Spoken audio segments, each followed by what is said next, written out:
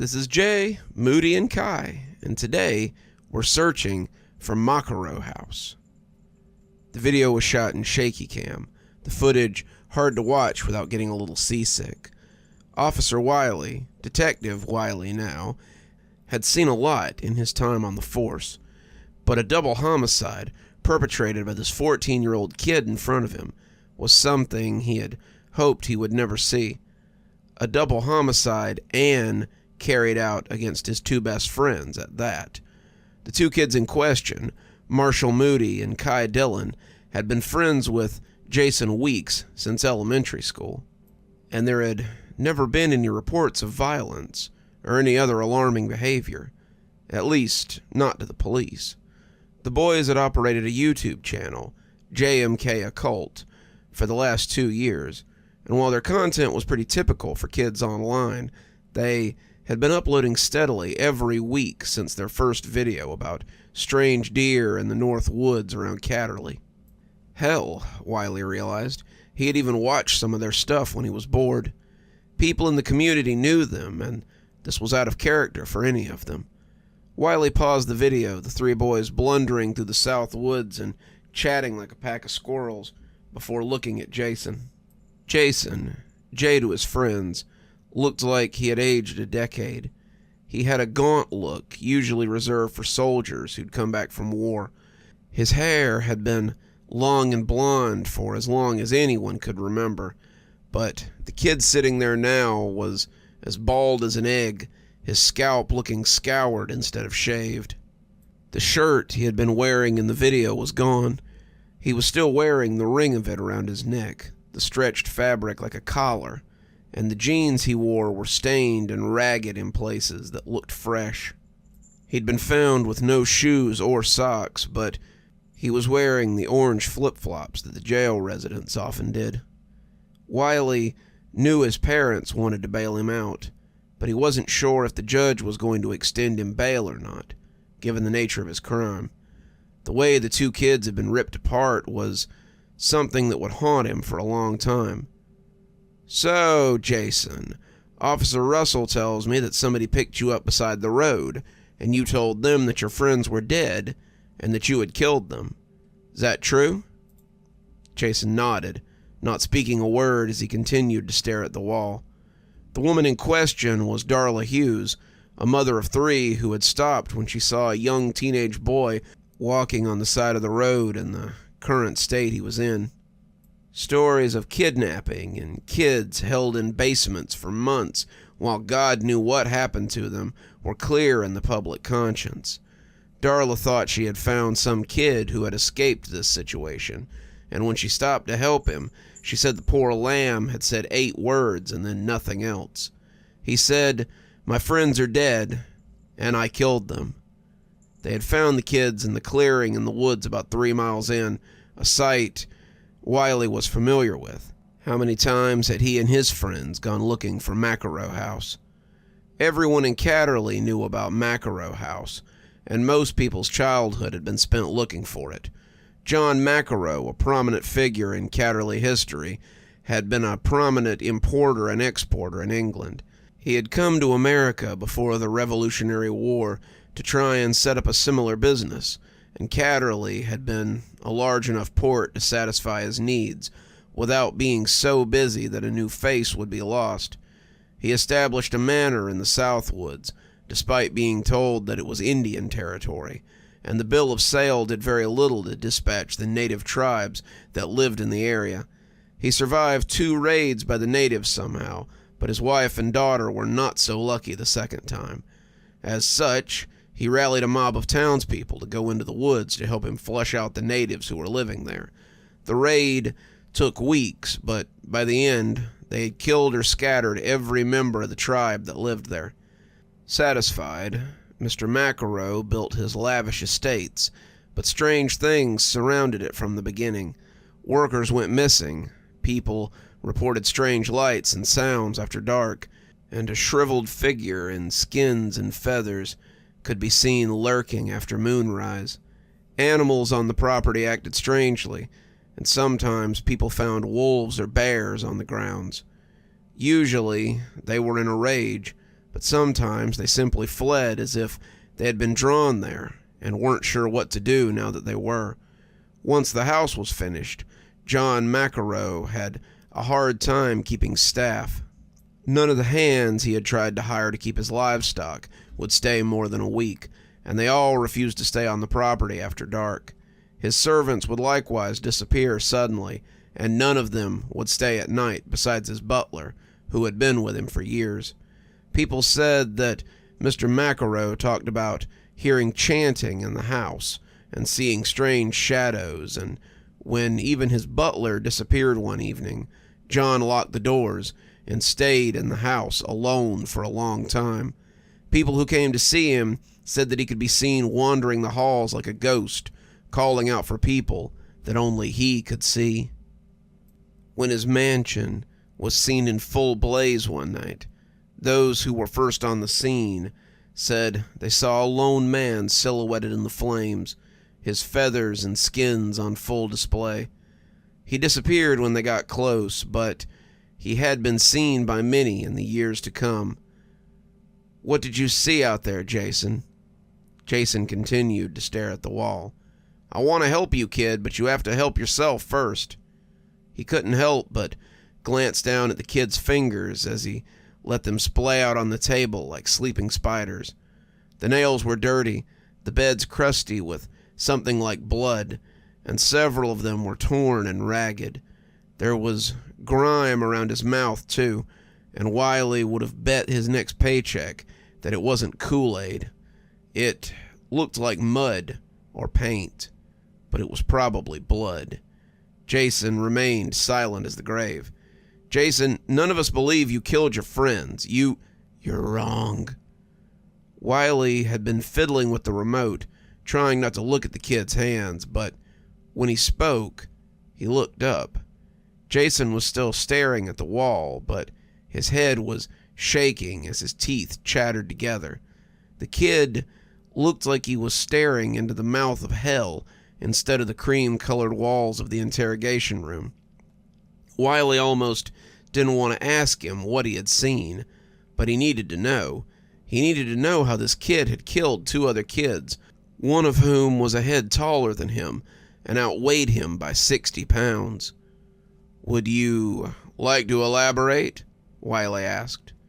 He didn't think the kid would for a moment, but finally he just reached slowly and pushed play on the remote. He kept looking at Wiley like he thought he might slap his hand, but when he let him go all the way across the table unsmacked, he relaxed a little. The video went on as they walked through the woods, joking and laughing as the woods lived their quiet existence around them. "We went in at 8, just after Kai's mom went to work. She wouldn't have liked us going into the South Woods. Wanted to investigate Macaro House. We wanted to do it for our first episode, but Moody said it was something we should work up to. The Macaro House was something big. We needed to be ready for it. Turned out we weren't." On the screen, the kids kept walking through the woods, checking their compass and making their careful way through the thick brush. They were still chattering, talking about what they might find when they got there, and whether they would find the clearing or see the mysterious mansion that people talked about sometimes. Legends said that a ghostly manor appeared in the clearing sometimes, the ghost of the house that the people had seen go up in flames. Wiley didn't believe that, but as a kid, he had to admit that the clearing where the house had been was spooky. All the wood had rotted away long ago, the stones taken away for use in other things, but the land felt wrong. Wiley had never been there after dark, but people claimed to hear footsteps and see things after the sun went down. Wiley pushed fast forward on the tape and watched as the kids plodded on and on. Jason wished that he could have sped through that part of the trip. They had set out at 8, waving to Kai's mom as she pulled out of the driveway. The packs had been pulled out of the garage after she was down the road a piece, and the three set out for the woods. They knew the rough direction of Macaro House, but no one really came upon it the same way. Danny Foster had said it was a 3-mile walk from the forest's edge to the property, but Jamie had claimed that he and his friends had walked for what seemed like hours. "When we found it, though," he said, "we found the house instead of an empty lot. We kept daring each other to go in, but we left when someone lit a fire on the grounds." Jason and his friends were hoping to find the house instead. And as their walk turned into a hike, Kyle stopped and looked at the compass. "We should have gotten there by now." Moody chuckled. "Maybe we're going in the wrong direction." "Can't be," Kai protested. "The directions are to go south into the south woods for 3 miles.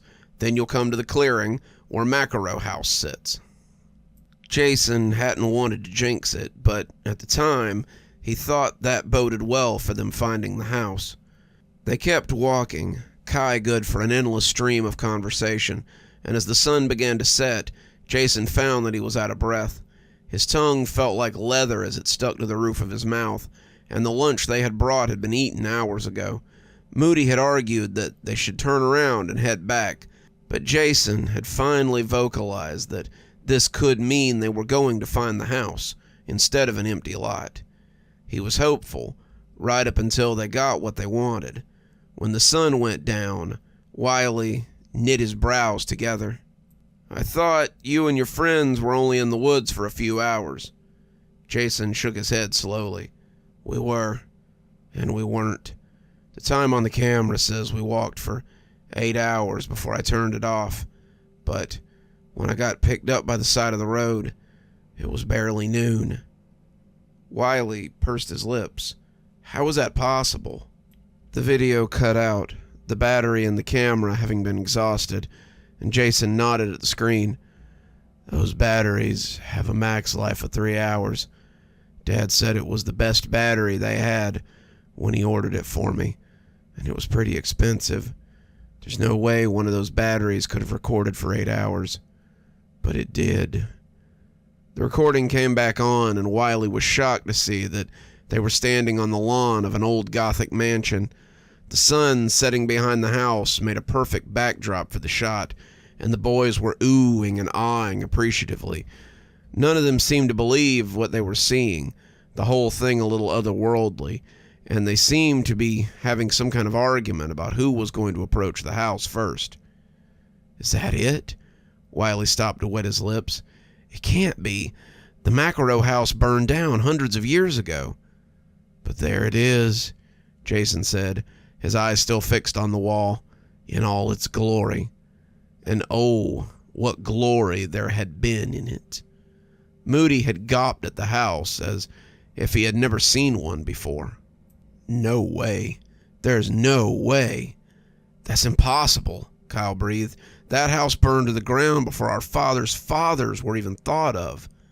"But there it is," Jason said, mirroring his later statement, though he could not have known it, "in all its glory." As the sun set behind it, Jason thought it looked even spookier than it would at night. The mansion rose like an obelisk towards the sky, its towering roofs looking naked without flags or pinions.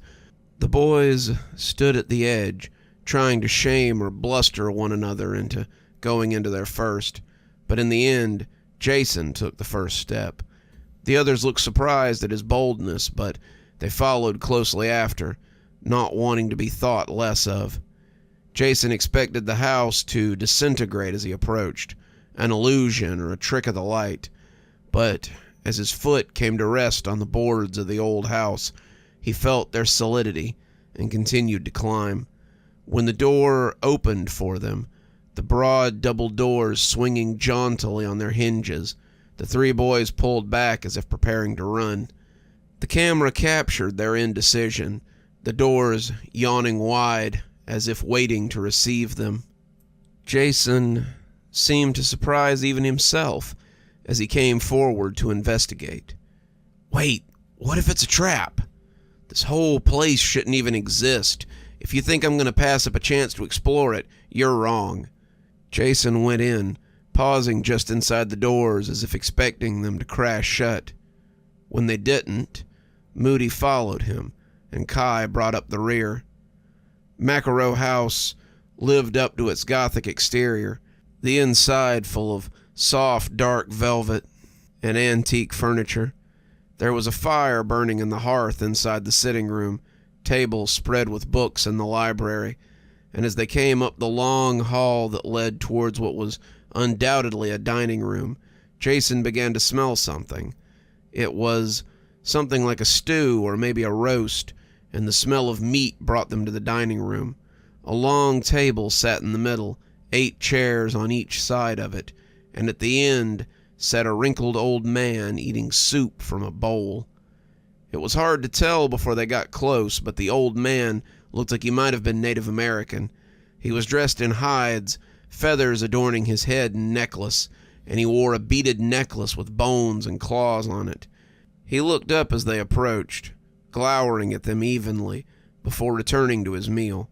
He ignored the boys, all 3 standing back apprehensively, before Jason found the courage to speak.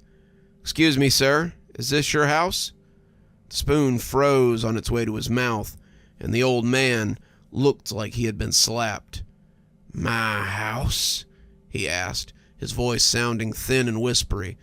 "No, child, but it was paid for by my people. We paid with our blood. We paid with our lives, and in the end the cost was high. I took some of that cost from the previous owner of this home, and now it's only me who lives here." Kai made an uncomfortable noise in his throat, like a dog trying to tell its owner that something wasn't safe, and Jason understood the feeling. "Well, we'll leave you to it then. We didn't mean to." "Leave?" The old man sounded amused.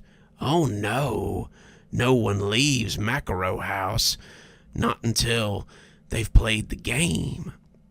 It was always a way for our warriors to test their mettle, and I have so longed to see it played again. Will you join me? If not, I'm afraid you might find it quite hard to leave." Moody took a step back, and Jason heard his footsteps on the carpet as he tried to retreat. "What's the game?" Jason asked, figuring they could outrun the old coyote if it came down to it. Jason wondered why he had thought of him that way, but he didn't have time to ponder it then. "Choose your piece from my necklace," the old man said, slipping it off and laying it on the table. "Claw, talon, or fang." "Then what?"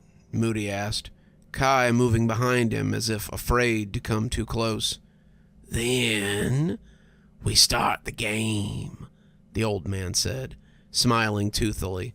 For an old man, he certainly had a lot of sharp teeth. "Okay," Moody said, walking forward as Kai followed in his wake. "I choose the claw." "Talon," Kai said, reaching out to touch it. "Fang," Jason said, and put his hand out. He felt a sudden, violent shifting in his guts. He was shrinking, the world moving rapidly all around him. He was smaller, but was more than he was, and he was trapped. His legs scrambled at things that held him, and he tore it to pieces as he freed himself. He heard a loud roar, and something big rose up before him. The bear was massive, ragged bits of something hanging from him, and Jason was afraid that he would kill him before he could get truly free of the snare. Something screeched then, flying at the bear's face and attacking him. Jason saw blood run down the snout of the bear as it tried to get the bird or hawk or whatever it was off its face. Jason circled and looked for an opening. He was low, on all fours, and he could smell the hot blood as it coursed down the bear's muzzle. Blood and meat and fear and desire mingled in him, and as something laughed, he turned and saw a large coyote sitting at the table. Its grin was huge, its snout longer than any snout had a right to be, and he was laughing in a strange half-animal, half-man way. The hawk suddenly fell before Jason, twitching and gasping as it died. and he knew the time to strike was now. Jason leapt on the bear, his arms trying to crush him, but not able to find purchase. He sank his teeth into the bear's throat, and for a moment he was afraid that he wouldn't make it through all that thick fur. The bear tried to bring its claws to bear, but as the wolf worried at it with its fangs, he was rewarded with a mouthful of hot blood. The bear kept trying to rake him with those claws, but its movements were becoming less coordinated. When it fell, the whole room shook with the sound of thunder, and Jason rolled off it as it lay still. "Bravo! Bravo!" cried the coyote, clapping its paws together in celebration. "Well fought, young wolf. Well fought." Jason took a step towards him, but suddenly he was falling. It was as if a whirlpool had opened up beneath him, and he was being sucked into it. Jason thrashed and snarled, trying to get his balance, but he was powerless against the pull as it flung him down into the depths of some strange and terrible abyss. He came to in the empty clearing where the house had been, and that was where he had found his friends. Wiley rewound the tape, not quite sure what to make of it. So this strange man offered to play a game, and then he changed you three into animals. Jason nodded, looking like one of those birds that dips its head into water. "I picked Fang, so I was the wolf. The game wasn't fair. We didn't know what we were doing, but I still killed Moody. I killed both of them because I'd been the one to approach the house first. I killed them when I agreed to play the game. It's my fault. I'm a murderer." Wiley wasn't so sure, but it was hard to argue with the evidence. The video showed Jason dropping the camera, and then suddenly there was a lot of snarling and screeching. Wiley heard the animals fighting, but he heard something else too. Something was laughing, really having a good belly chuckle, and it sounded like a hyena. He couldn't see it. It was all lost amongst the carpet. But suddenly the carpet had turned into grass, and the camera was lying outside in the midday sun. Someone got up. Someone sobbed and moaned out in negation, and then they walked away. That was where the video ended. In the end, Jason was sent for psychiatric evaluation, and the whole thing was chalked up to a drug-induced episode. Jason and his friends were drugged by an old man in the woods, and while under the influence of an unknown substance, a substance that didn't show up in any toxicology screening, they killed each other. Blood was found on Jason, blood belonging to Marshall Moody, but blood from the fingernails of Moody was determined to belong to Kay Dillon, which really helped push the narrative that Detective Wiley was working with. He told the press to report an old man in the woods who was drugging people, and pushed the stranger danger talks a little harder that year on school visits. After that day, the tape he took from Jason Weeks was never seen again, but Wiley believed that the boys had run up against something they weren't prepared for. When John Macaro had led the extermination of the Native Americans that dwelt on the land, he had angered something that he wasn't prepared for either. Wiley's grandmother had liked to tell stories about Coyote, the trickster god, who could be as fierce as he was cunning when he needed to be.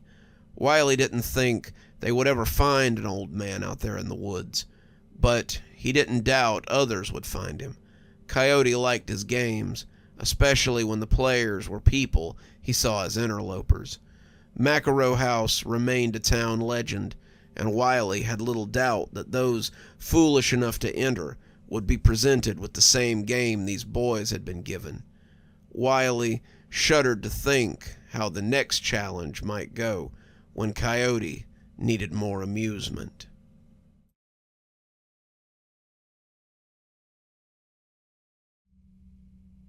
When I was 8, I was abducted for about an hour. I know that's an odd statement, but trust me when I say, it gets weirder. When I was 8, a man abducted me right off the street.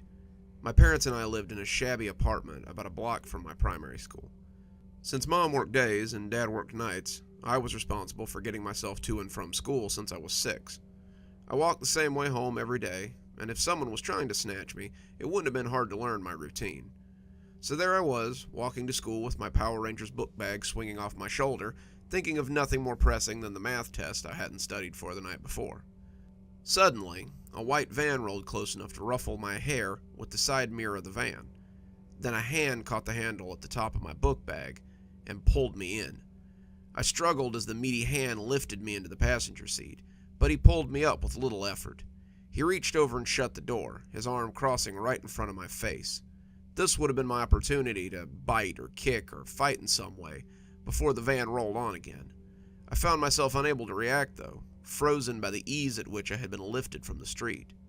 As we moved away from the curb, I glanced at my abductor as he sat behind the wheel. It's funny how your mind always creates a picture of a potential abductor. When the teacher talks about the strangers in school, I always picture a man in a long coat and a wide-brimmed hat that covers his face, a soft voice with a gentle nature. On all the TV shows I wasn't allowed to watch but did, child molesters were always these casual business types with vans full of candy and sweet smiles. This guy, however, looked nothing like the guys on TV. The man sitting next to me was large, gray, and scary looking.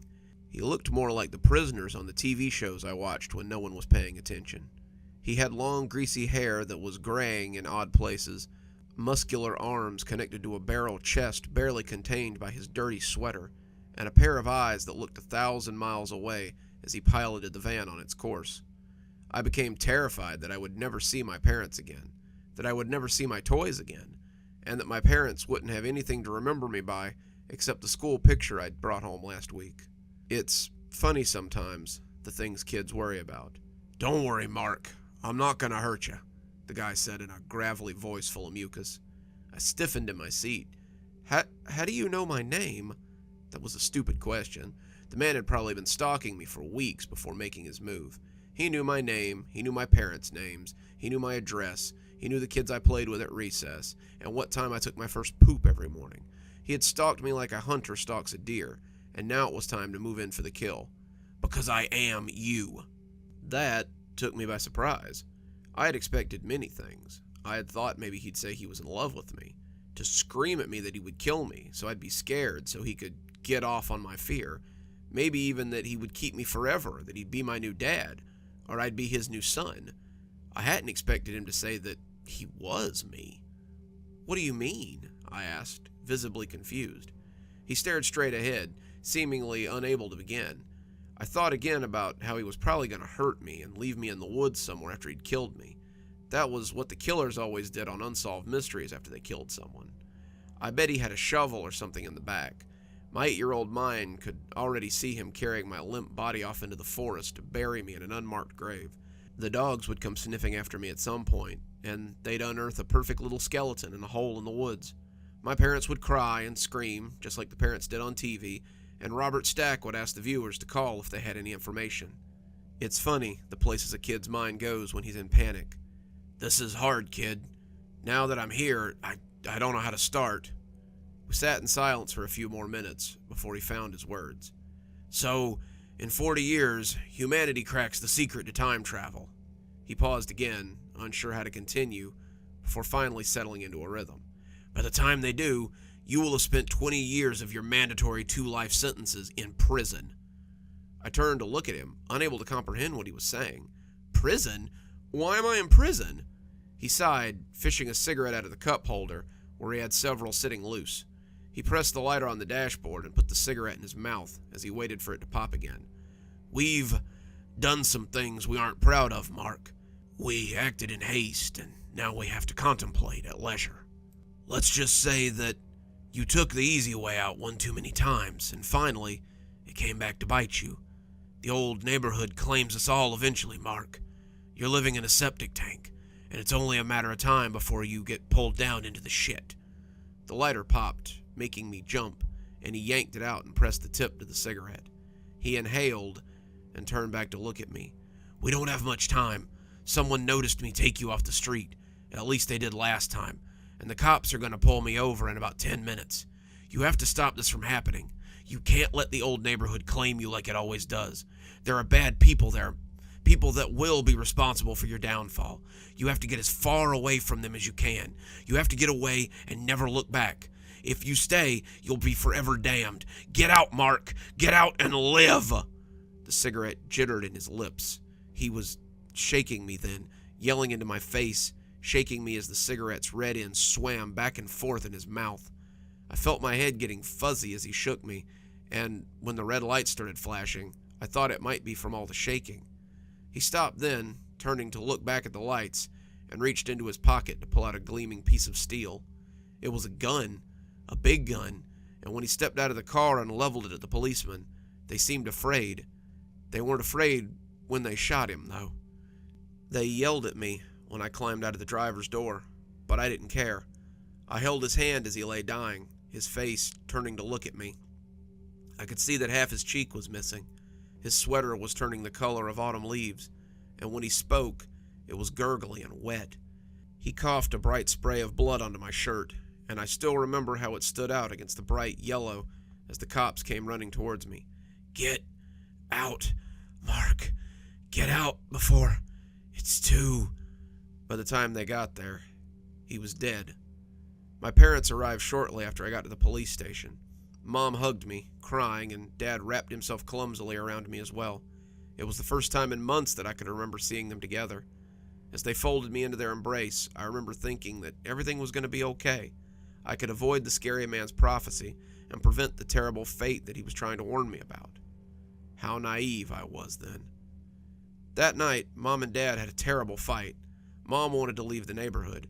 She wanted us to stay with Grandma and Grandpa for a while, until we could find a different place. She didn't feel safe here, not in a place where people just got picked up off the street and nearly kidnapped in broad daylight. Dad wouldn't hear of it.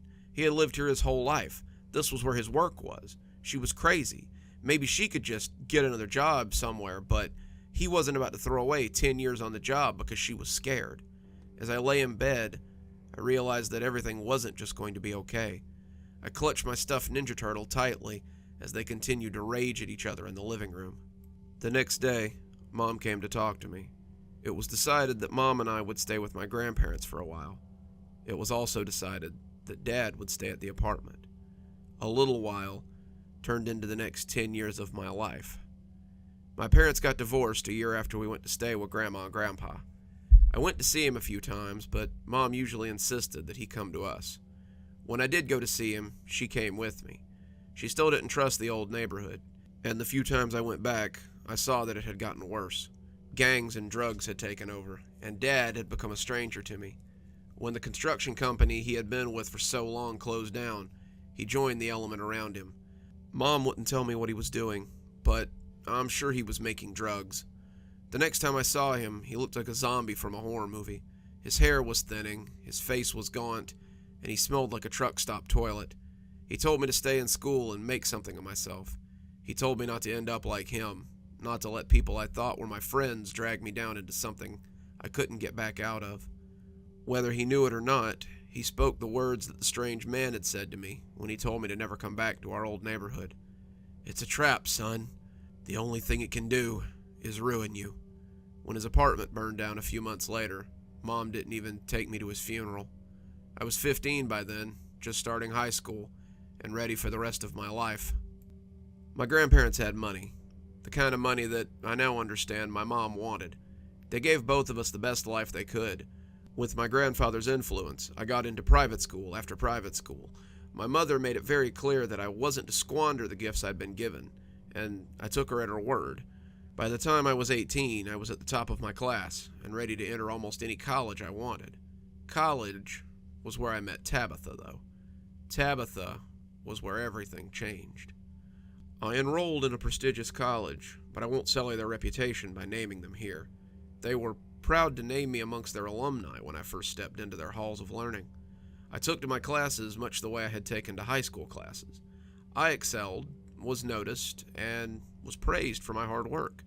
I made the dean's list and was invited to join the kinds of academic circles that would ensure I had my own level of influence when the time came for my children to attend school. I was as far from that sidewalk in my old neighborhood as I had ever been. Little did I know, I was much closer than I thought. Tabitha was a year above me. She was a film major I'd met through a friend, and I knew I wanted her from the first time I saw her. My friend Jace was not what you would call centered on his studies. Jace had been accepted on a sports scholarship, and I had accepted that he was a burnout who was here to party and meet girls. Jace thought it was the height of hilarity to get me to skip out on my studies and hang out with him and his other friends, and Tabitha was one such friend. It was she who brought me about to the return of my old life. It all started because Jace was in my room, calling the person he bought drugs from. "Damn it!" he yelled, slamming the phone down and startling me from my work. "He won't sell me anymore," he sulked, drawing his feet to his chest as he sat on my bed. "Says my friends keep calling and coming by, and he thinks we're bringing heat around. Where am I supposed to get my Aether now?" Aether was a drug that was trendy on campus at the time. I knew it was amphetamine-based, but other than that, I had little knowledge of it. I didn't take drugs. I wanted to stay sharp, and other than the knowledge I gained from Jace and his friends, I was pretty ignorant of the whole culture. I was supposed to get some for the party tonight. Now I gotta show up empty-handed. A party, I thought. Maybe Tabitha would be there. I wanted to see her again, but if Jace wasn't invited to any more parties, neither would I. I thought fast and realized that I might not be as ignorant about the culture as I thought. Maybe I did know someone. I know a place you could get some drugs, I said, almost shyly. An hour later, we pulled up in front of my Uncle Randy's house. Uncle Randy was what I had always called Dad's friend Randall for most of my life. He and Dad had been childhood friends. Uncle Randy had been the best man at my parents' wedding, and I kept in touch with him a little after Dad died. His house had once been pretty, too pretty for a bachelor, Mom would often say, but now it looked run down and kind of creepy when we pulled up. Jace looked at me as if to say this was not how he was used to buying drugs, but I climbed out and told him to follow me. Randy was on the front porch, and he looked rough. He had clearly been cooking for quite some time. Burn scars and adult acne spotted his face. His receding hairline had been scooped back until the shiny pate drew attention to the greasy ponytail that hung limply off the back of his head. He looked like every internet troll you'd ever seen memed, but his Weasley eyes were full of dull hate and a bright hunger for whatever he could get from others. He greeted me warmly, but his eyes never smiled. We bought Aether from him, and were gone without much catching up or small talk. Apparently Uncle Randy did not have time for small talk anymore. The party was a huge success. Tabitha was there, and after Jace told them all how I had saved the party, she warmed up to me considerably. I didn't need the Aether that she puffed into my mouth with every passionate kiss. I was high enough off just being that close to her. She spent most of the party with her hand wrapped around mine, her body pressed against me. We were dating after that. I wouldn't use Aether. Just getting a contact high when we kissed was enough for me. She called it Aether hopping, and delighted in pushing the potent smoke into my mouth with every kiss. We started becoming very close. As we spent more and more time together, I tried to juggle my studies with the rush of my new girlfriend. I had always been too consumed by my term papers, or the collegiate essay, to have much time for a companion. With Tabitha, though, I felt happy in her distraction and full of her presence. Eventually, we graduated from college and moved into our own apartment. She got work as a columnist for a magazine, and I started work as an architect for a firm in the city. The money was good, we were both making enough to do the things we loved, and we found ample time to spend with each other. Tabitha kept her drug use under control, and I had broken myself of what little habit I had. Tabitha was enough for me, and I hoped I was enough for her. I was so naive. We'd been together about a year when she started spiraling. She said that she wrote better when she was on Aether. She certainly wrote more, but probably not better. The magazine she wrote for began to kick the articles back, not pleased with her work. This made her more self-conscious and made her use more. As the money stopped coming in, she still seemed to find ways to get Aether. She never asked me for money, and I could always tell when she was just going day to day, trying to find her fix. In hindsight, I should have realized what was going on. She began to be gone for long periods of time, always coming home tired and irritable. She was aloof and confrontational. When I confronted her about it, she became aggressive and often combative. I never knew what to do in these cases. She was so removed from the Tabitha I had fallen in love with, and I didn't know what to do with her when she became this venom-spitting demon. Afterwards, we always made up. She said how sorry she was, and promised she'd never do it again. Then we repeated the experience a few weeks later. The night she came home with bruises was really when I lost it. We fought, a screaming match like none we'd ever had, and she stormed out of the apartment. I heard her car start up and leave the lot. I just sat in our apartment, wondering what I should do. What I did in the end was follow her. I had often worried that her drug use might send her spiraling out of control, so I had installed a program on her phone that would let me track its location. I know this sounds invasive, but I was terrified that she might get lost or hurt, and I might need to find her quickly. Aether has some severe health risks, and the thought of her having a heart attack or something, and no one being able to find her, hurt me deeply. I wish, now that I had just let her leave. I followed her to the neighborhood. I followed her to Uncle Randy's house. Her car was parked outside. As I walked up, I could already hear a low noise coming from the living room. The lights were off, the living room curtains were drawn, but they were illuminated from behind by the glow of the TV. The door was ajar, one of her purple sneakers left across the threshold. As I pushed the door open, I could hear Tabitha's heady moans and could guess what was going on. Randall was her supplier. When she couldn't pay him, she had settled up in other ways. Now she was in his living room, paying with the only currency she had left. I'd like to say that I flew into a rage, but I didn't. I'd like to say that I blacked out, but I didn't. I remember everything with crystal clarity. I opened the coat closet and took out the shotgun I knew that he had there from childhood.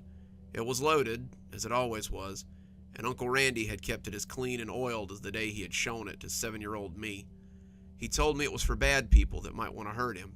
He told me it wasn't a toy, and I should never point a gun at anyone I didn't want dead. A lesson that came back to bite him that day. Tabitha screamed when she saw me framed in the living room door. She had been smiling a moment before, but now all the blood had drained from her face. She looked like the corpse she would soon become. Randy turned his head, that greasy tail swinging. He looked at me in surprise, and I leveled the shotgun at the two of them, my face a cold mask of indifference. Tabitha said my name, mouthed it before her perfect chest was a spray of blood, and the buckshot turned it into a pitted landscape of gore and viscera. Randy said nothing. The first shot had opened up the top of his skull, and he died instantly. She lay atop him, tears welling in her eyes as she fought for breath. She fixed me with those eyes as if to say, well, what else was I supposed to do? I didn't have an answer for her. I just dropped the gun on the worn rug and walked out onto the front porch to wait for the cops. I wasn't there when she died. I didn't hold her in my arms and tell her how sorry I was. I just sat on the porch and listened to her gasp out her breaths until they were muffled by the sound of approaching police sirens.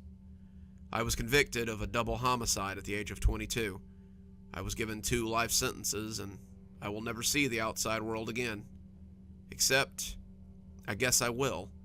I don't know how old I'll be when the program makes me an offer. The self I met was old, but everyone over 20 is old to an 8-year-old. If I had to guess, I would say he was somewhere in his 40s, but that's just a guess. He told me I would be in prison for 20 years. I guess this is a fact that's set in stone. As I sit in my cell and think about my future, I often think about what he said.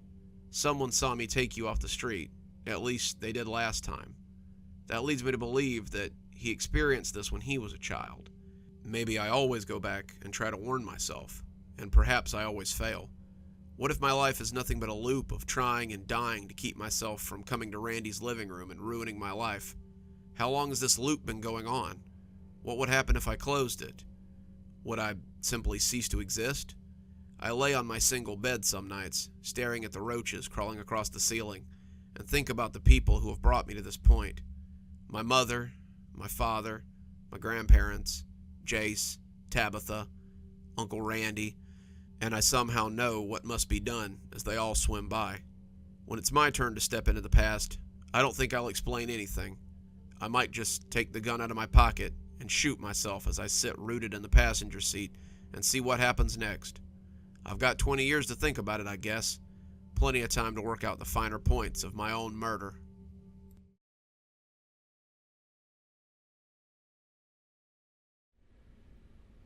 I don't know if this actually happened or not, but it's something I dream about sometimes. When I was in grade school, my family lived in a large apartment complex. My parents were not doing well, I guess. My mom was a cashier at a grocery store, and my dad worked at a gas station. They weren't bad parents, not by any means, and I remember a lot of happy times in our little apartment. We had Christmas mornings and movie nights and a lot of weekends spent on the couch with Dad watching cartoons. Dad worked nights, so I usually spent a few hours in the morning with him before he went to bed, and I spent my evenings with him and Mom before I went to bed. The apartment complex we lived at was big, with lots of kids to play with and places to explore. But the best feature was the blacktop basketball court that seemed to stretch on forever to my 5-year-old mind. It started near the front of my building and went all the way to the dumpster where Daddy took the garbage. I drew hopscotch boards out there. I played basketball with some of the other kids. And the blacktop generally became whatever we needed it to be. It was our play field more days than not, and we never thought about it much outside of what games we would play that day on it. I remember getting off the bus and finding the chalk, but it's also in that strangely dreamy way that little kid stuff sometimes happens. I was walking home, wondering if I had any chalk left to make a hopscotch board, when I saw something in the ditch across from the complex. It was soggy looking, but we had learned a while ago that sometimes the soggy boxes fell out of the trucks and they had stuff in them. The year before, my friends and I had found some old coins in a lockbox that was next to the road, and we traded them for ice cream. Another time, we found a suitcase full of adult clothes that we used to play house. The box was floating on top of the old puddle water, and I found a stick so that I could nudge it over to the side of the ditch. I gasped. It was a box of chalk. It wasn't colored chalk. I had some stubs left from a big box I'd gotten for my birthday, but a box like the teachers used at school.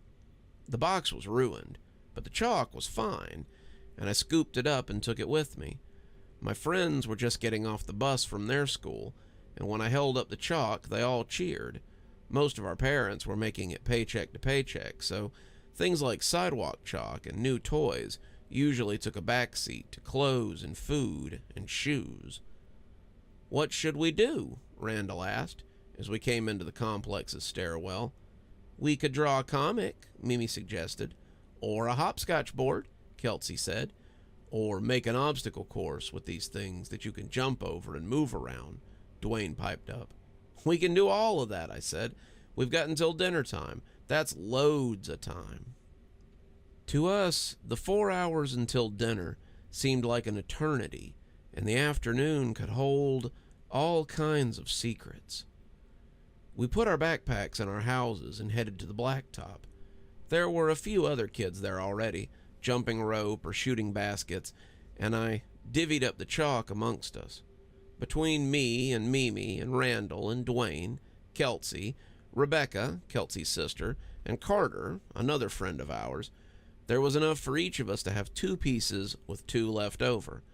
The chalk was regular school chalk, not very big or sturdy, but I remember thinking that it was something special.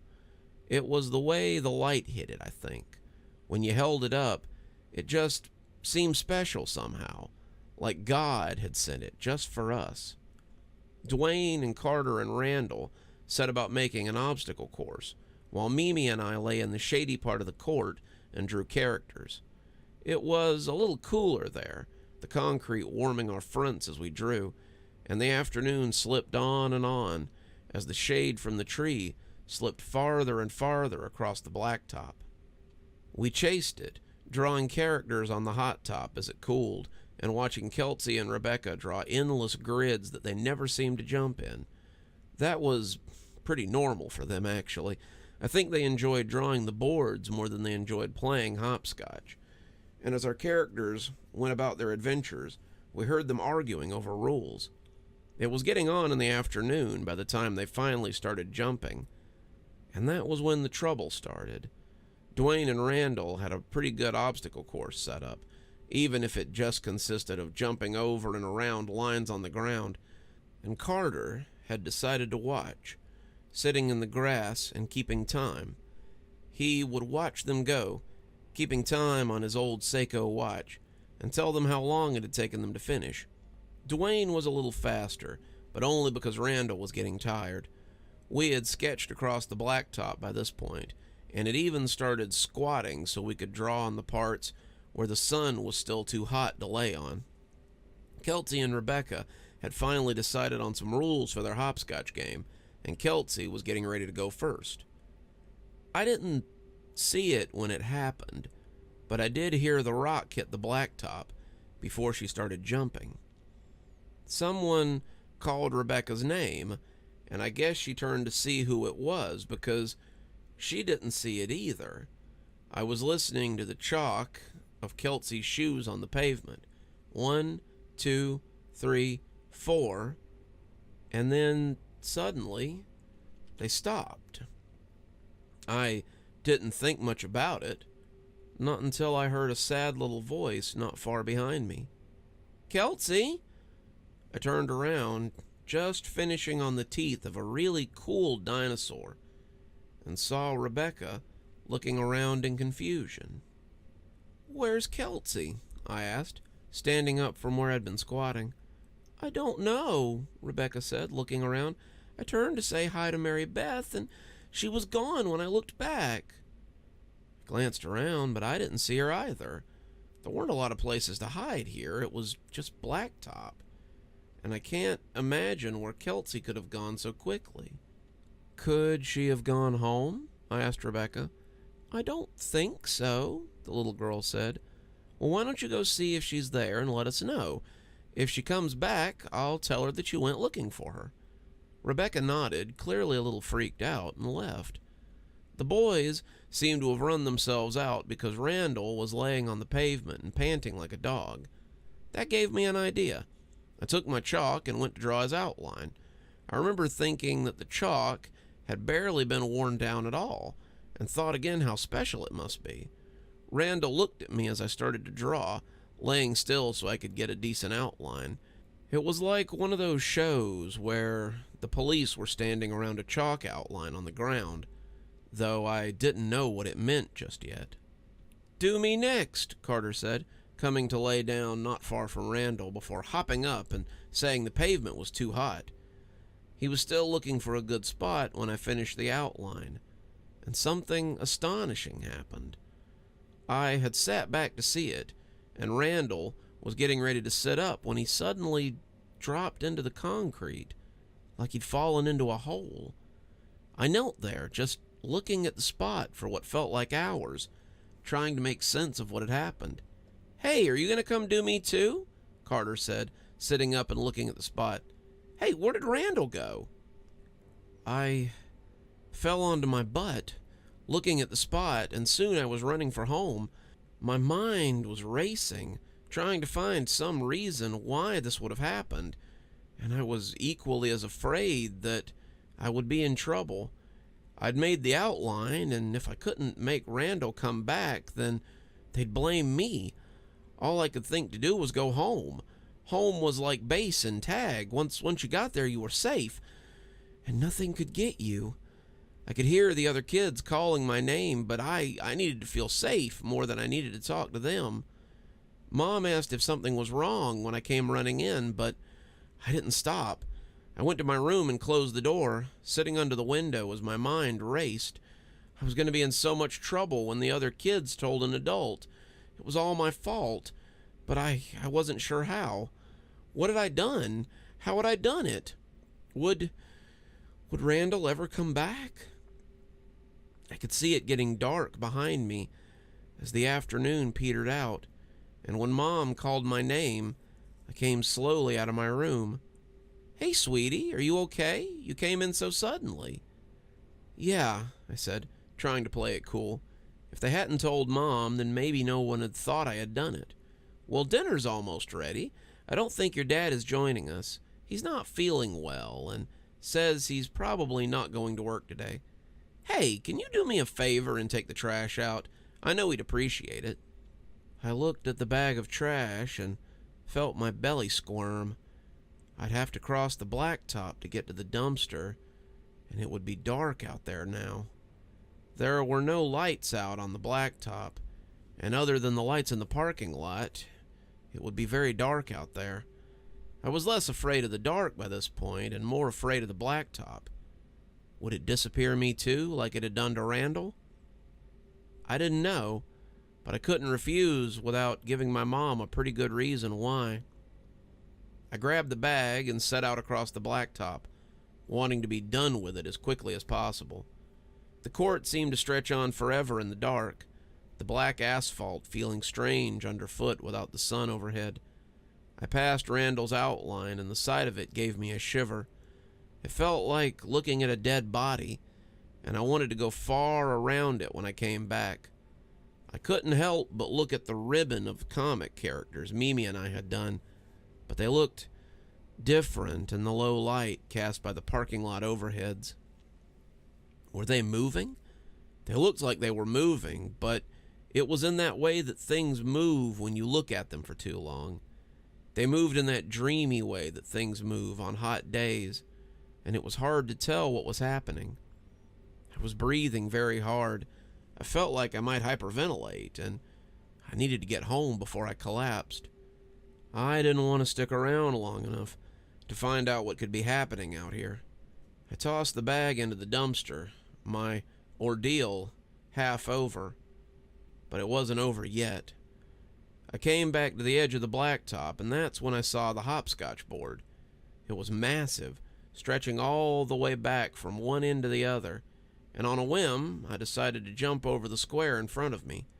It wasn't a big jump, but I must have come down wrong because my heel fell inside the square, and suddenly I lost my balance. I spun my arms trying to right myself, and luckily I fell left instead of back. I hissed as I skinned my elbow on the pavement, but that wasn't the weirdest part. I looked down to find my leg dipping into the box that had been chalked into the pavement, and I breathed a sigh of relief when I pulled it out. I was scared now. I started running as I tried to make it back home. I didn't know what was happening, but I wanted to feel safe again. Home was safe. Nothing could get you at home, but as I passed the ribbon of characters, I saw that I hadn't been mistaken earlier. They were moving, reaching for me with their oddly defined limbs, and the dinosaur that I had drawn was snapping his jaws at me as it glowered. They were moving painfully slow across the blacktop, coming for me, and I jumped over them as I kept running. They were too slow to get me, and I was too scared to slow down. As I passed by the outline of Randall, I thought I heard someone softly crying and felt the dread rise up inside me like a tide.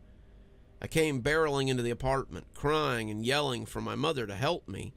She wrapped me in a hug, asking what was wrong as she tried to calm me down. I must have been pretty loud because my sick father came staggering out of the bedroom to ask what was wrong. Mom clearly couldn't get anything coherent out of me, so after trying in vain to get me to eat dinner, she just put me to bed and lay with me as Dad went back to bed. Later that evening, someone called Mom, and she got up to take the call in the other room. I was supposed to be asleep, but couldn't help but hear when she talked to Randall's mother about how he hadn't come home yet. His mother must have been pretty worried because I heard my mom telling Mrs. Gaff that she was sure that he was just at someone's house and she'd find him any minute now. I yawned, drifting off as I hoped it would all turn out to be a dream. I woke up the next morning to find police scouring the area and asking everyone about the two missing kids. Kelsey, as it turned out, hadn't just gone home, and I now felt pretty sure that she had fallen into the hopscotch board, like I had almost done the night before. They asked me if I knew what had happened to my friends, and I told them I didn't know where they had gone. I told them I had seen them on the blacktop the day before, and when I turned back to point at it, I saw that all the drawings were gone. One of the maintenance guys had probably seen our mess and used a hose to clean it up. It was all gone. Even the outline of Randall was gone. No one ever found a trace of Randall or Kelsey, and my parents moved away not long after. Mom got a promotion at work, and Dad got a different job that paid better and let him work a 9 to 5 so he'd be home nights. They said the neighborhood seemed less safe after the 2 kids went missing, and they were worried that I might go missing too. A lot of people left after that, actually, and I heard that the apartment complex almost closed. I never saw the blacktop again after that, but I still dream about it sometimes. I'm older now. I know that people don't just disappear into chalk drawings, but if it's just a dream, then why do I remember it so vividly? It was all my fault. It had almost cost Felicia and I our lives. Our friend Sandy was having a house party, and we both wanted to go. Sandy threw the best parties, and they usually got pretty wild. The last one had been a real blowout, and we both had a little more than foggy memories from it. Sandy was celebrating her graduation from nursing school, so we all knew this one was going to be a serious rager before she had to settle in to pay student loans. Before we went, Felicia and I agreed that one of us needed to stay sober so we could get home safely. "We don't want a repeat of last time," Felicia reminded me, and I nodded as I remembered how the Uber driver had tried to hold us captive until we agreed to invite him in. Running in heels is never fun, but we had managed it that night and beat him to the door of our apartment. So, we did rock, paper, scissors for it. Went 10 out of 10, and I ended up with the loss. I wasn't happy about it, but I decided that I would do my best to stay sober so we could get home without having to A, get rides from creepy handsy guys, B, get murdered by a stranger, or C, have to take a cab that neither of us could afford. We pulled up to the party already in full swing, and I took a deep breath as I prepared to say no to temptation and be the best sober friend I could be. I lasted all of an hour before I just couldn't hold out anymore. Someone handed me a drink, didn't even ask, and I drank it before I could think better of it. It was one of the very tasty screwdrivers that were going around, so I decided then and there that this would be my only one. I could still hold out. One drink wasn't going to get me. An hour after that, I was completely plastered. Felicia was not pleased when she found me. She had decided to go all in, so now both of us were drunk and had no clue how we were going to get home. We took one look at each other, laughed, and said screw it. We drank way more than we should have that night and had a blast. We danced, we drank, and we mingled our way through the party. And when Sandy waved us out around 2 a.m., we were basically holding each other up. I staggered to the car, but I couldn't even get my key in the door to unlock it, let alone drive. Felicia and I decided that we would just walk home. It was 7 blocks from Sandy's house, but we had no chance of getting a cab this late, and the Ubers would be all weirdos at this point. Felicia agreed, but was basically dead weight after 3 steps. She was ready to sleep and certainly wasn't interested in walking 7 blocks. I was holding her up, looking for options as my own buzz wavered, when I saw a yellow cab parked at the corner. I got excited. It was a little late for cabs, but I wasn't about to question Providence. The light was still on, the guy in the front seat looking pretty awake, and I thought our luck might be turning around as we staggered towards him. I knocked on the window, and the guy with the red hair snugged down under a driving cap jumped as he turned to look at me. He was a big guy, big with fat instead of muscle, and he looked surprised but also delighted as he rolled the window down. He asked how he could help us, and I told him we needed a lift. He asked where we were going, and after telling him the address, I offered to give him a nice big tip if he got us there safely, with no weirdness. "Yes, ma'am, I believe I can manage that," he said with a big smile. "Hop in." So we piled in the back, he turned off his light, and off we went. Felicia was asleep about the time we made the first turn, but I decided to stay awake to make sure the driver didn't try any funny business. We were from a pretty big city, and girls had been going missing pretty regularly lately. You read about it on Facebook all the time. They go out, get a little drunk, and then they're never seen again. No one really knew what it was, but a lot of people thought it was a murderer. It was scary to think about, but I felt a little safer being in a real cab rather than an Uber with some random guy. You never quite knew what the vetting process was on Uber, but I knew the cab companies had to do background checks on their drivers, so at least this fellow was on the up and up.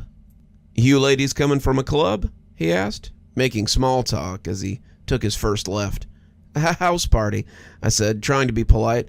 "Our friend was throwing a real heck of a get-together, and we partied a little too hard, I think." "Sounds like fun. Looks like your friend had a little too much, though." "Yeah, she does that sometimes. I was supposed to stay sober so I could drive us home, but I'm not very good at it." "Well, I guess it's a good thing for me, then." I made a non-committal noise and settled back. There was a little holder on the partition with waters in it, and when I reached for one, I saw the cabbie turn to track my movements. He seemed interested in what I was doing, and I held up one of the waters and said one of his fares must have left it behind. It was a shame because my stomach was a little too full of alcohol, and some water would have been really nice. "Oh, those are for my fares. I have a bunch in the cooler in here. I replaced them as needed. Help yourself." I thanked him, testing the seal to make sure that it was still sealed. It seemed to be, but I never got it open. The feel of the wheels beneath me was lulling me to sleep, and I was losing the fight. I tried to stay awake, but I was just too drunk. My eyes kept slipping shut and opening, and as I threatened to go under for good, I heard the cabbie's phone ring. He picked it up, talking to someone, and it was like his whole demeanor changed. There was a very different voice than I was used to. Gone was the jovial guy who had picked us up, and now he was gruff and kind of short with whoever he was talking to. It seemed like a complete flip in personality. "Yeah, I got him. We'll be there soon." I started to ask what he meant by that, but before I could question the statement, I was unconscious. I don't know how long we were out for, but I woke up suddenly, unsure of where we were. I looked around, groggy and disoriented. Felicia was still sleeping beside me, dead to the world and not showing any signs of coming back, and the cabbie was still behind the wheel and driving us home. At least, I thought he was. I glanced out the window, no longer seeing tall buildings and concrete, and I thought he must have taken a wrong turn. We were in the country. The buildings traded for rural pavement and shadowy houses. Everything was dark outside, no street lights this far out in the country, and I just watched it whiz by for a moment as I tried to make sense of it. I was confused, not sure how we had gotten so lost. Then I remembered the conversation before we passed out. "Yeah, I got him. We'll see you soon." Even in my drink-addled brain, I remembered those words. I glanced at the numbers on the dashboard clock and was surprised to see that we had been in the cab for over an hour. It shouldn't have taken that long to get home. 7 blocks would have been an easy drive this late at night. And as I tried to sit up, I felt something press against my wrist. The unopened water was a cool pressure against my arm. I didn't remember opening it and realized I must have fallen asleep before I could drink it. My vision swam as I tried to come upright, and I blinked quickly to clear it. Where? I tried, but my throat was dry. Where are we? The cabbie jumped a little, probably figuring I'd passed out like my friend, and when he looked over his shoulder, I heard again the voice of that happy cabbie who had picked us up again. We're driving to your home. I tried to make his words make sense, but it was like wading through mush. This isn't right. I live in the city. You told me 175 Worth Street, he said, tapping his phone in the holder on the dash. No, I slurred, trying to make my head stop spinning. It was 751 Worthy Street. We were... I put a hand to my mouth as hot vomit threatened to come coursing up. We were only 7 blocks from our house. He put a theatrical hand to his brow. Oh my gosh, I guess I put the address in wrong. Let me just find a place to turn around and we'll get you back on track. He started tapping at his phone, but I could see he wasn't hitting anything. I was suddenly wary, some of my intoxication ebbing away as he put on a show of trying to get the address right. I remembered those stories about the girls that had gone missing, and I wondered if our names and faces would be on the news tomorrow. Would they think we just wandered off after drinking too much? Would they even look for us? He turned down a side road, saying he was going to turn around, but instead of turning around, he kept driving. I banged feebly at the glass that separated us, telling him he was going the wrong way, but I was so weak. I felt very dehydrated, my mouth dry and my head spinning. I reached for the water, but I thought better of it. I didn't want anything he might give us, and as the top came off, I squeezed it against the little holes that allowed us to hear him. He jumped and cursed, turning around to glower at me as the voice from the phone came back again. You stupid bitch! I hope you keep that energy when they get you. They'll teach you some manners. My blood ran cold at that, and I let the empty water bottle fall as I looked for other options. I tried the doors, but the child locks were on, and I couldn't get it open.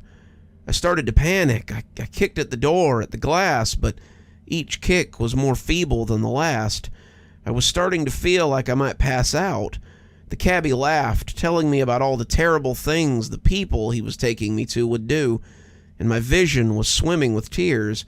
I bent over and puked in the floorboard, some of my wooziness clearing up as I purged the liquor, but it also left me feeling weak and unsteady.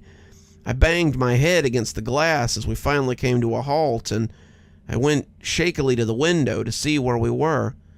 We were not miraculously in front of my apartment, the whole thing a dream or a hallucination, but in a vacant lot down some country back road. At the end of the vacant lot, perched like a gargoyle, was a white van waiting for us to arrive. As we sat idling, the doors came open and shadowy figures started getting out. I felt my blood run cold as they walked towards us, stopping halfway between as if waiting for the cabbie. I thought again about my car sitting in front of Sandy's house and how I could have driven us home if I had just stayed sober. Looks like we've reached your destination, said the cabbie, turning around to flash me a big creepy grin as he slid his seatbelt off. Don't go anywhere. I'll be right back. And he hopped out to go talk to them.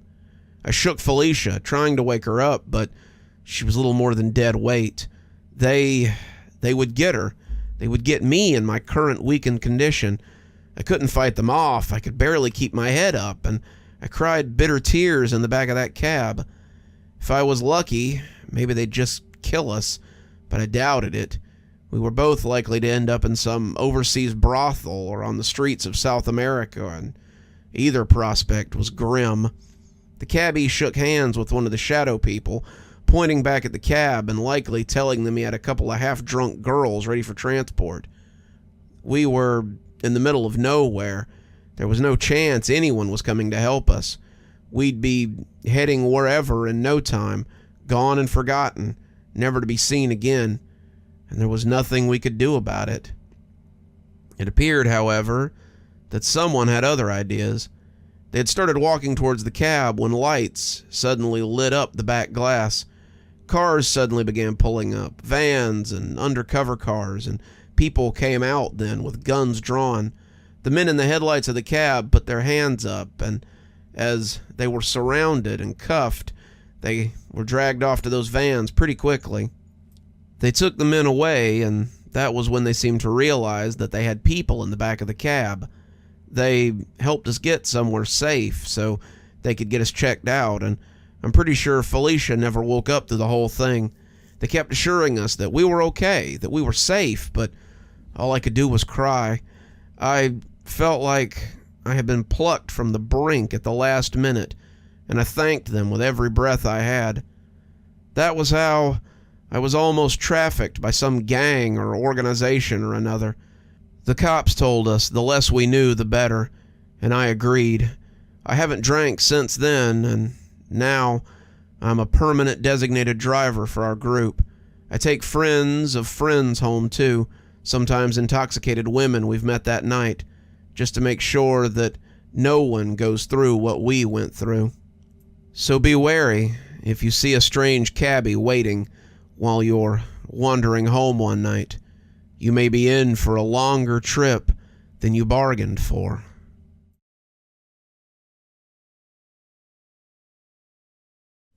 I'm standing on the International Space Station's revolving deck as I write this to no one in particular.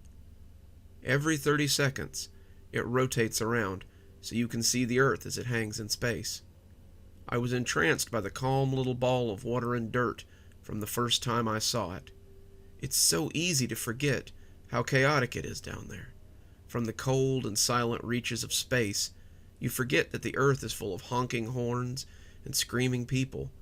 It's so easy to forget that terror exists in places other than Earth. I was honored, thrilled even, when they told me I had been selected to reside on the International Space Station. I'd been dreaming of space since I was a little kid. Like many kids my age, I had decided that I wanted to be an astronaut. Unlike many kids my age, though, I meant it. Every class, every grade, every extracurricular, and every internship had been tailored to get me to this point in my life. Every move I had ever made had brought me to this point, standing on the rotating viewing platform so I can watch the Earth circle around. At least, I could until about 8 hours ago. I awoke at 6 a.m., International Space Station time, as I do every day. I took my morning shower, made my first cup of coffee of the day, and walked into my kitchenette to make my breakfast. Then I took my breakfast to the rotating platform so I could eat it as I watched the Earth roll lazily by. But when I came to the platform that morning, I was in for a surprise. As I glanced out of the thick glass window, I was greeted with nothing. I could see a few satellites drifting lazily through the inky vortex. I could see the usual collection of debris just waiting to burn up in Earth's atmosphere. I could see the stars as they twinkled in the darkness of space. I could see the other planets as they winked further from the station. What I could not see was Earth. I can still see my broken coffee cup as it spreads its liquid across the floor. My overturned bowl of oatmeal is sitting near it. I'm standing not 10 feet away from the place I stood when I discovered there was no Earth. As I sit writing, I can hear the sounds of chaos that have invaded my once peaceful haven. The crew is going mad, running rampant with panic. They now know what it must feel like to be a newborn who's been clipped from his umbilicus. Hal laughed when I told him what I had seen. Hal is the communications officer for the station, and he thought I was joking with him. When it became clear that I wasn't joking, he tried to hail the command center in California, just to put my mind at ease. They would pick up, and I would see that the whole thing was just a big misunderstanding. When they didn't answer, he seemed unsure, but not alarmed. "That's just interference. I'll try the center in Florida," he said with a little laugh. No answer. He tried to hail system control in 5 different countries. No answer. We attempted to contact anyone within the sound of our voice, and also received no answer. Only then did he come to the observation deck with me and verify that there was no Earth. Someone's crying. I can hear them sobbing from the crew quarters as I sit and stare into the void. There were a lot of people mourning when the Earth disappeared.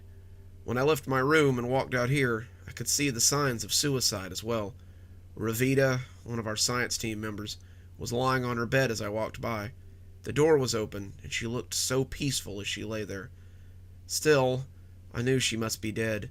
A line of foam slid from the corner of her mouth, and her chest moved not at all. Others had hung themselves. You could see them hanging like strange wind chimes from the vents in their rooms. There were no firearms on the station, but I could hear the research lab table saw running full blast, and I could guess what sort of business it was doing. Others were using this as an excuse for bad behavior. The mess hall was full of people, eating the food stores and drinking what little alcohol we had available on the station. I was sure a certain amount of rape and murder were going on as well. As I stood there stargazing, though, it hardly seemed to matter. Very little matters now. We are adrift, our umbilicus cut, and we're all living on borrowed time. The air would cycle through the air handlers indefinitely. That was a given. But without food and water, we would die. Our food comes on a shuttle from Earth once a month. We were not equipped to grow our own food. No seeds, very little soil on board. Once our food is gone, we will starve. At the rate we were eating the food in the mess hall, we'd be lucky to have food for the week. I put a hand against the glass, momentarily dizzy. I see the red handprint left behind and know I have to finish writing this quickly. They've left me alone for now, but if the puddle of blood oozing into my chair is any indication, I don't have very long. Hal and I took our findings to the head researcher. Vaughn looked over the numbers, checked the data, and then came with us to the observation deck to see for himself. By this point, several of the researchers and the other station staff had gathered to look out into space, hoping to find that familiar blue orb we all loved so much. When they saw him, they all came to Vlan for answers. Vlan was stoic in the face of their fear, answering their questions evenly and putting their minds at ease. I'd known Vlan for years, an Israeli native drifting towards old age, and I had never seen him lose his cool. He didn't start now. I don't know what has happened, but I think what is important is that we not panic. We were hand-picked for this mission, and we must act like we deserve to be here. Go about your duties as you would any other day. When news surfaces, I will let everyone know. He called a meeting with Boggs, head of security, Mortimer, director of operations, Charlie, Hal, and myself. Charlie was my boss, the head researcher under Vlan, and very, very British. I believe the most important thing here is to maintain order. We have around 100 people on board, men and women, and if anarchy breaks out, then we may never over this. Over this? Mortimer asked skeptically. Pull your head out of your ass, Charles. The Earth is gone. We don't know that, Charles stated, wiping his bald head with a handkerchief. I've got eyes same as you, and they tell me the Earth is not where it's supposed to be. Now, either we've drifted, or we aren't where we're supposed to be, or... Oh, don't pretend you know a damn thing about what's going on here, Charles shot back hotly. We pay you and your wrench jockeys to fix the air handlers, keep the pneumatic doors running, and maintain the systems on the station. You're no astronomer, Mortimer, not by a long shot. Mortimer turned red as he stepped closer to the blustery Englishman. Mortimer was no egghead, that was for certain, but he had served in 2 wars and was the most exceptional nuclear submarine tech the program could have laid hands on. He was also a bristling mass of service tattoos and sculpted muscle. I had seen him working out in the gym, giving the heavy bag a run for its money daily. Charles was about to learn what that bag knew for a certainty. Just because I didn't go to some fancy university doesn't mean I'm country dumb, you little insect. Gentlemen, please, Vlan shouted, bringing the 2 back to their senses. We have a problem, and your fighting is not helping. We have not drifted. Our telemetry tells us that we are occupying the same position in space that we've been holding since the beginning.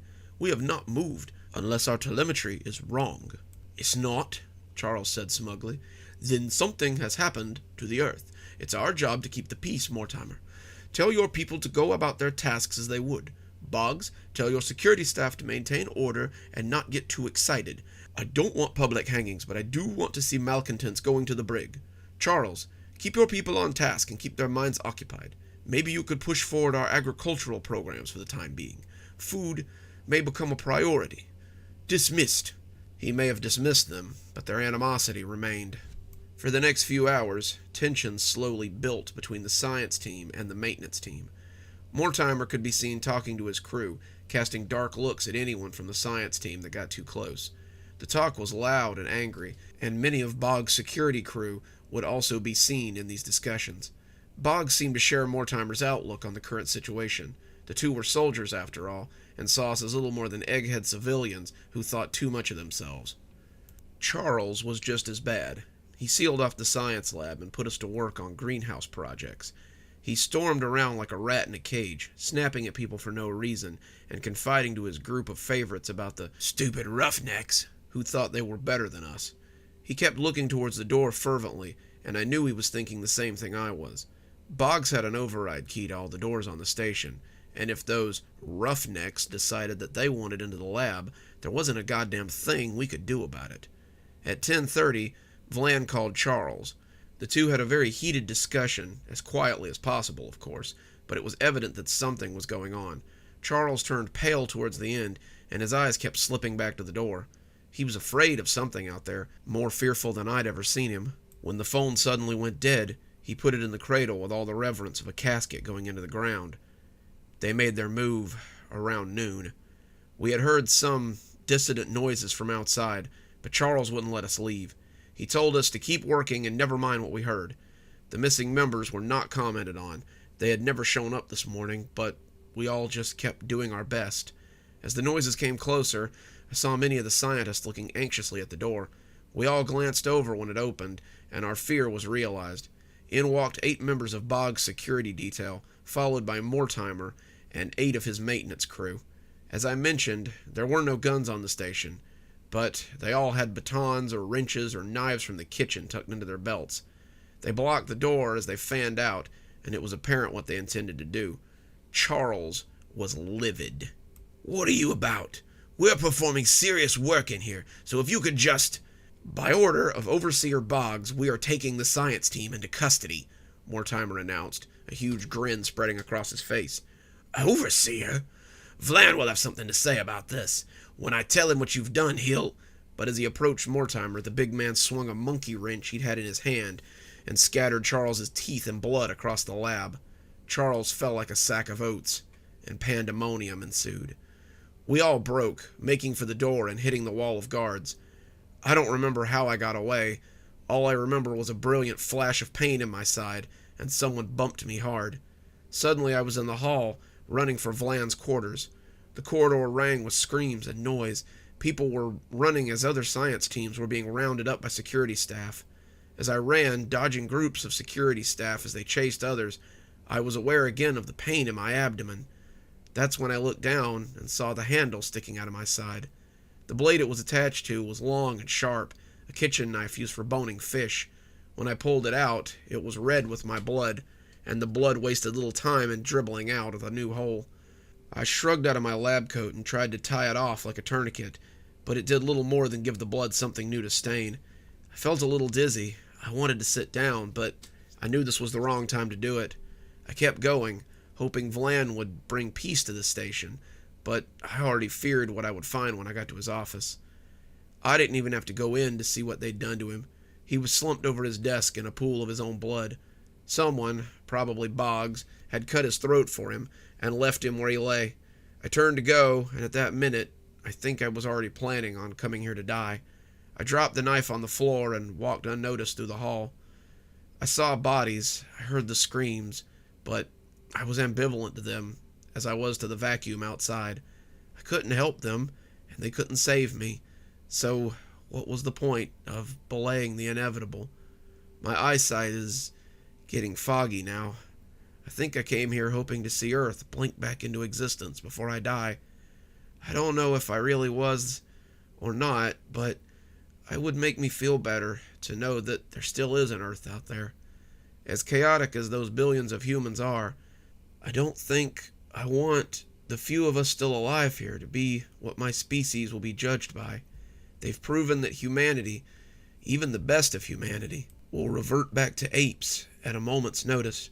Survival of the fittest, even in space, is not a hallmark I want on display, but it seems to be what this station's history will be left with. I'm going I'm going to sleep now. My fingers are numb. The rest seems like a good idea. If this is truly my final message, then take some solace in knowing that I died doing what I loved. I died among the stars, hoping for hope for the earth and its people. Good evening, everyone. It's me, Dr. Plague. Thank you so much for joining me for tonight's story. Let's go ahead and thank our sponsors before we leave for the night. Thanks to Leslie Lou Riddle for being our Spooky Skeleton tier contributor, and thanks to Glenn Jenkins for being our Ghostwriter tier contributor. Thanks, guys. We couldn't do it without you. If you too would like to support the show, come on down to Patreon. We have several tiers that might interest you, and for just $5 a month, you too can be one of our Spooky Skeleton tier contributors and have your name read out at the end of every TikTok and every YouTube video that I make. $5 contributors also get to choose a story for my Monday stories, so come on ahead in early and get your story on. For these Wednesday stories, if you'd like to read along with us, we have books up on Amazon. We're currently almost a third of the way through Dark Vortex, so come on down and get your own copy. You can read along with us. It'll be like a little book club. I've got links to both of those in the description, both Amazon and Patreon, so whatever you're in the mood for, come have a look. And as always, I hope we'll see you next time for a new story. Dr. Plague, signing off. Have a wonderful evening.